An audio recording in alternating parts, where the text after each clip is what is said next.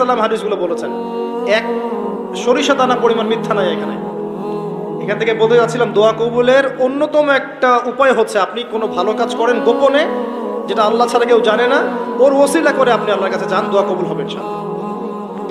আরেকটা অপশন হচ্ছে আল্লাহ পাকের যে নাম এবং সিফতগুলো আছে এগুলোকে ওসিলা করে দোয়া করা। যেমন, আল্লাহ তোমার রহমান নামের ওসিলায় আমি তোমার কাছে দয়া চাচ্ছি, তোমার আল গফুর নামের ওসিলায় আমি ক্ষমা চাচ্ছি, তোমার আর রাজ্জাক নামের ওসিলায় আমি রিজিক চাচ্ছি, ওয়াহাব নামের ওসিলায় আমি সন্তান চাচ্ছি, ইত্যাদি। কথা কি বুঝতে পারছেন? যে নামের সাথে যে বিষয়টা যায় এটা ওসিলা করে আপনি দোয়া করলে ইনশাআল্লাহ তাআলা আপনি আপনার ফলাফল পাবেন। আর একটা সবচেয়ে বড় অস্ত্র শিখিয়ে দিচ্ছি, এটা আমি কাউকে শিখাইনি আজ পর্যন্ত, আজকেই প্রথম। এবং আমি আমার জীবনে দেখেছি